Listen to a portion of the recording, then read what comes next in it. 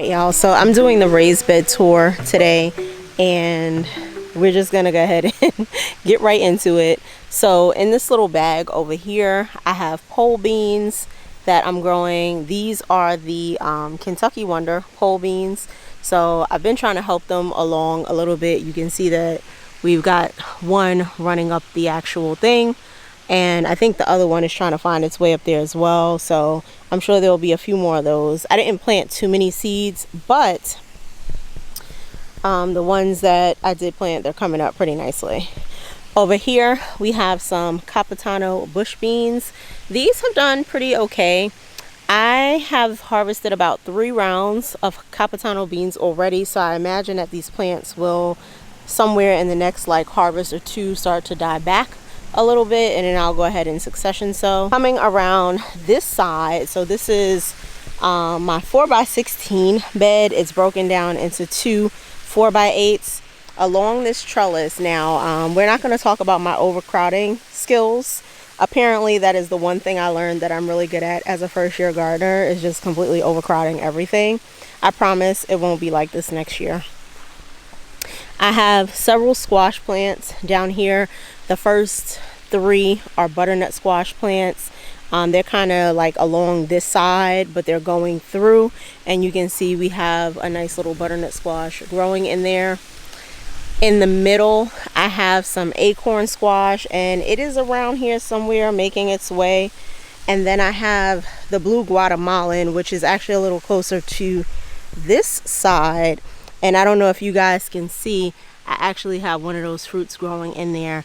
This particular plant, the fruits can get anywhere from, I think they said 8 to 10 pounds per fruit.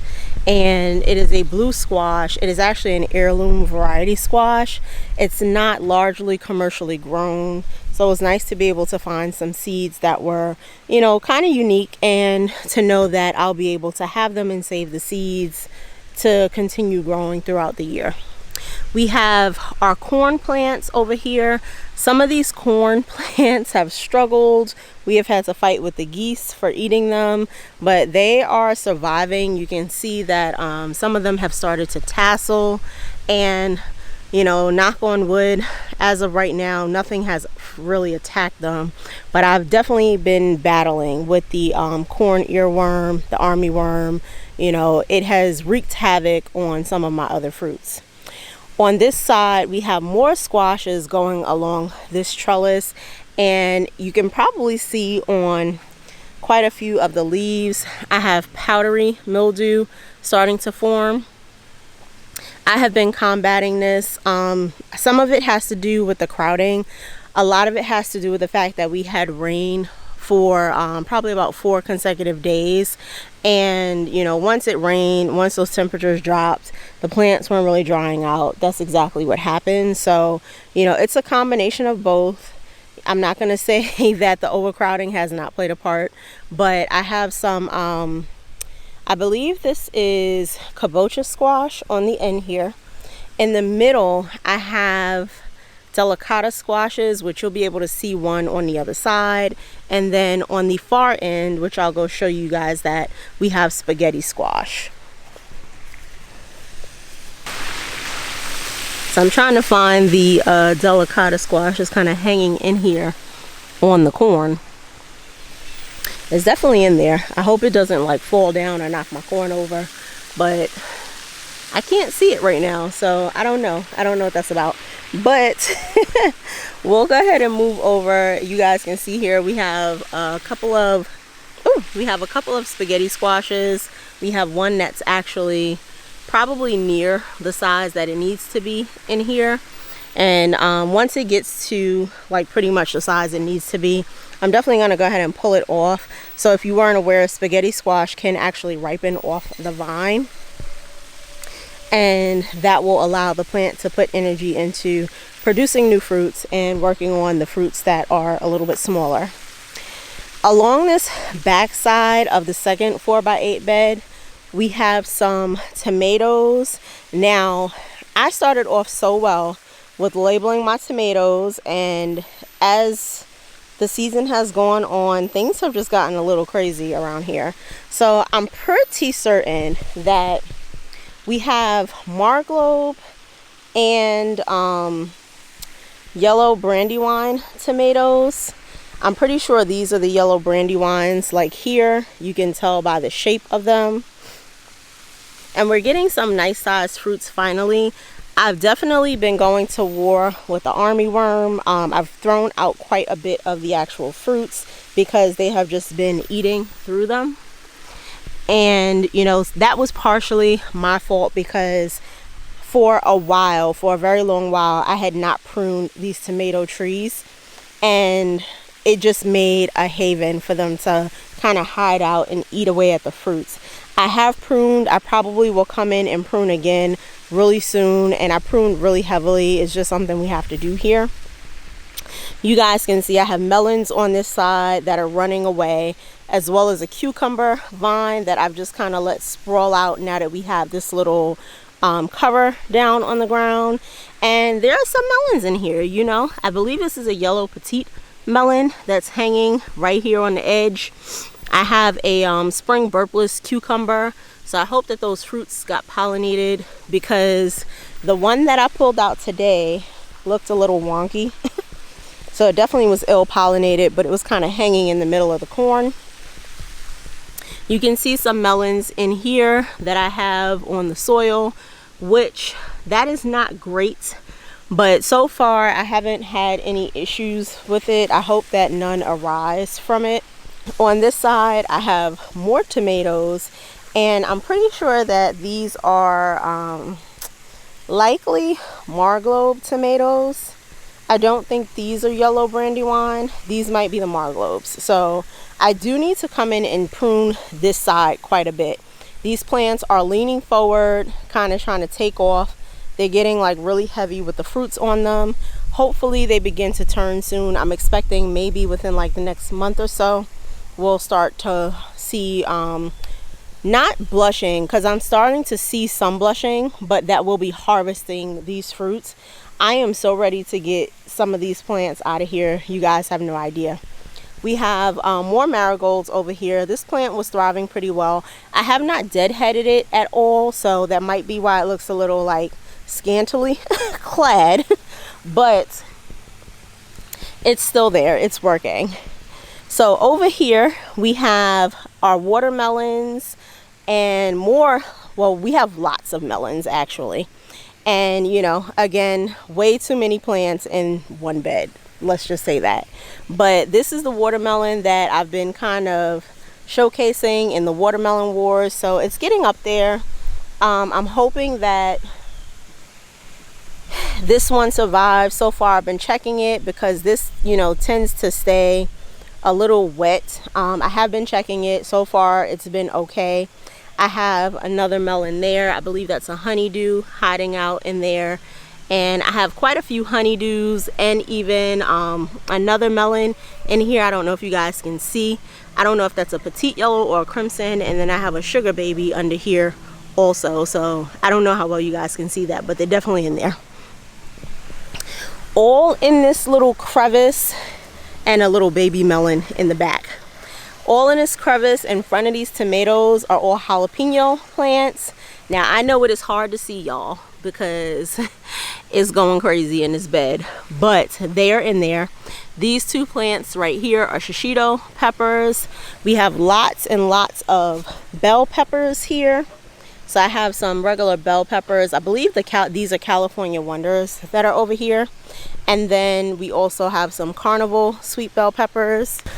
In the back I have more carnival sweet bell peppers, but I also have some Scotch bonnet peppers, which are growing up pretty nicely on that side. Underneath here, I don't know how well they're doing, but there's definitely a tomatillo plant under there.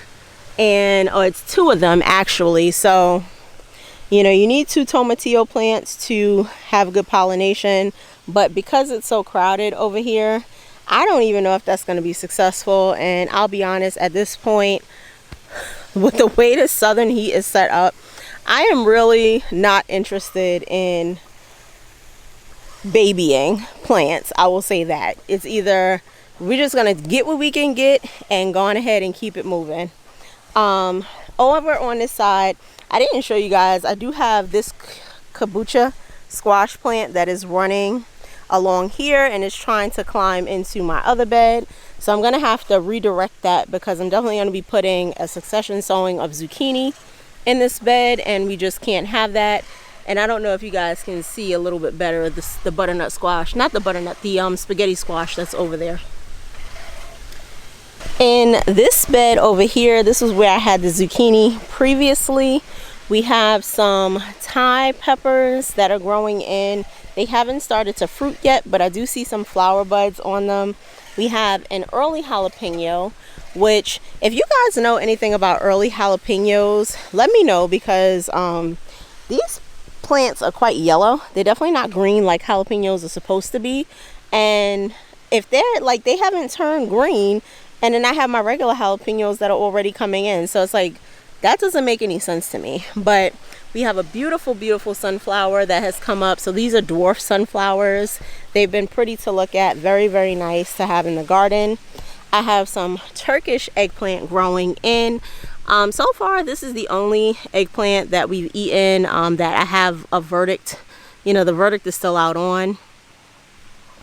I haven't gotten to the Nigel one yet. We haven't gotten one big enough to harvest. So the white eggplant we've been harvesting quite a bit off of. This plant, I actually really like this plant too, because it is, it claims to be like disease resistant. And you can kind of see compared to this plant over here that this plant has like really minimal damage, and I think that's really good. Something I will look forward to growing in this climate, because it is really challenging to avoid diseases in this type of climate. So, you know, anytime you can get a plant that's going to help you along and not cause problems, I think that's a good plant to have around. I also have some shallots in here that are doing so poorly because for a long time they were blocked out by the zucchini. Same for my tarragon, and then we have some marigolds. Now these are habanero peppers. These were also kind of shaded out quite a bit. I went ahead and started some new ones, but I guess now that there's no plant there, we'll see if those actually come up. In this bed, I have more tomatoes, so you guys can see that I have my clementine indeterminates, 2 cherry tomatoes, and a San Marzano tomato plant that actually did not fare very well as far as growth and growing up the trellis. That one has pretty much fallen down to just about there. So I'm just harvesting whatever fruits come off of that, and then once I get the bulk of them off, I will go ahead and pull that plant. I have 3 Roma plants over here that are looking quite terrible. Now I will say this plant was stunted. It is stunted, and it seems to be putting on some quite large fruit. I noticed that some of the fruits have gotten really big as it's gotten warmer. So even though they start off small and they maybe start blushing a little bit, they can still get bigger, it seems, like even though they're in the process. So leaving them on, even though they've been on a while and the plant is putting on more fruit, seems to bode well for the plants. And then of course I have some nasturtiums that really are not doing that great, as well as some basil that's also not doing that great, and some radishes that I left in here just way too long, that have gone to seed that I'm sure are probably not doing great.